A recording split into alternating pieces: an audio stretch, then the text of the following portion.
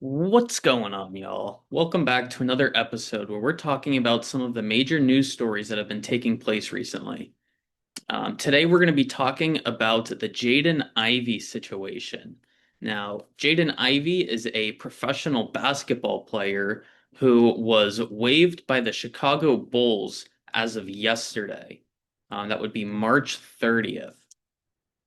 Um, Jaden Ivey, a very successful young player in the league, who was looking forward to a very promising future in the NBA, has now been waived by the team that just traded for him, the Chicago Bulls. Well, why is that? Why would they waive a player after doing very well in just the 4 games that they've had him on the team? Well, Mr. Ivy has posted on social media a bit of a rant, is what it's being called, um, offering his comments on the issue of Pride Month being celebrated by the league. Right? They proclaim Pride Month and the NBA. They proclaim it. They show it to the world.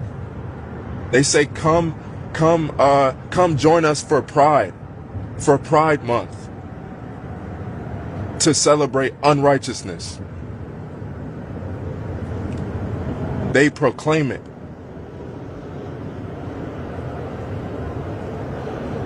They proclaim it on the billboards. They proclaim it in the streets. Unrighteousness. So how is it that one can't speak righteousness? How is it one that how are they to say that you man, this man is crazy?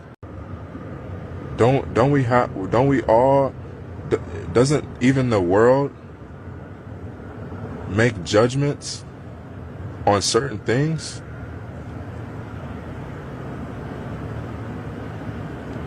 So how is it when the gospel is preached that people hate it? That people don't want to hear it, and they think it's strange when someone preaches the gospel, the true gospel. Now, his statements are in opposition to that celebration of Pride Month. And the place that he's coming from isn't, he hates gay people, or he is just, it wasn't from a place of negativity. It was from a place of pro-Christianity. Now, he calls this a celebration of unrighteousness, because in the Bible you can see verses throughout the Old Testament, throughout the New Testament, that directly link these sorts of actions to sin. And whoever partakes in those actions is not on a path that leads to heaven. So, in many ways, you could see what Jaden Ivey is doing is coming from a place of love and compassion, wanting to lead people in a direction that brings them to heaven. Now, of course, this is not how the Chicago Bulls saw it, because they quickly waived him from the team. However, the money that is guaranteed to him in his contract is not affected by the situation. The Bulls still owe him in full. But again, it does show the stance that the Chicago Bulls have taken against Christian values.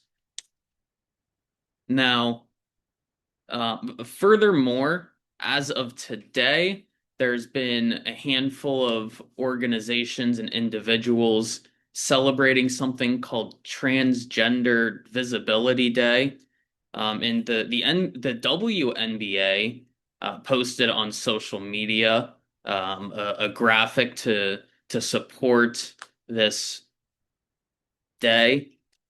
Um, and again, it really goes to show, because this is one day after the Jaden Ivey situation took place. So it could be seen as not necessarily coming from the most sincere position. However, this is the stance the WNBA is choosing to take.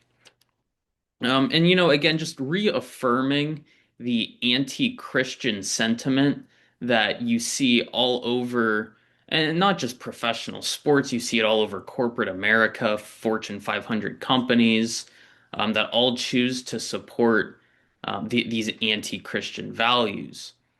And it's a little confusing considering that the nations in which these companies have been able to become successful are built on Christian values. And that's not to say that, Christianity is a Western religion. Its origin is in the Middle East, and it was actually a religion being practiced in Africa far before it even made its way to Europe, let alone developing the Western world. However, again, you see people far and wide who choose to undermine these values, oftentimes for their own personal benefit. Typically, you see this within politics. People see themselves as having a greater chance of getting elected if they cater to, the sinful desires that people may have. But again, it's just confusing to see people who are so quick to undermine the values that have given them the prosperous life that they enjoy.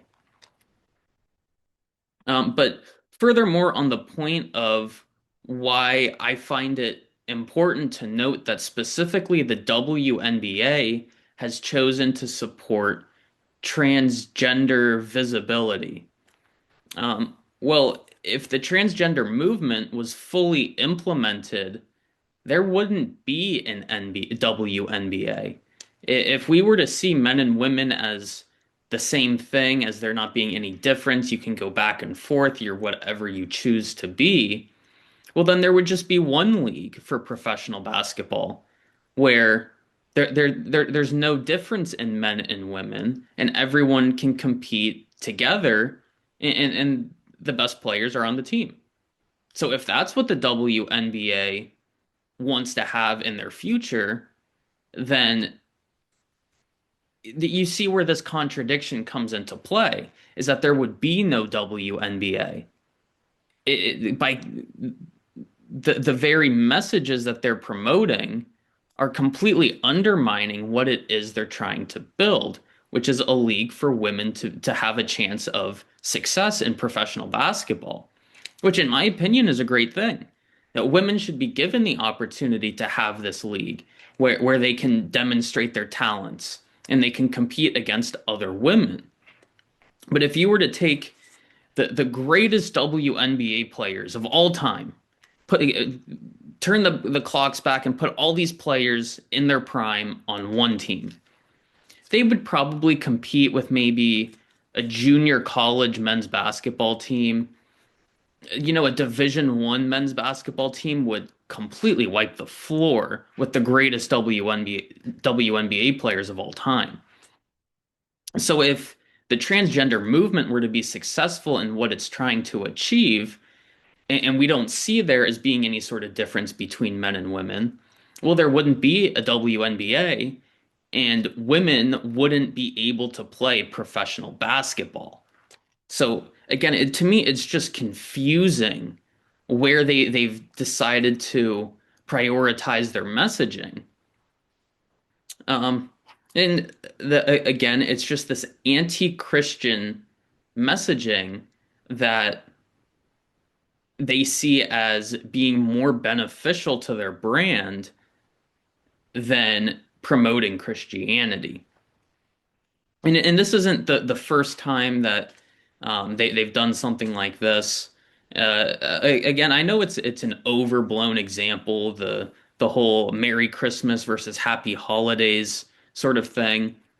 And that's not to say that I'm against people who may post Happy Holidays, but the WNBA chose to post this phrase, Happy Holidays, on December 25th, which is Christmas Day.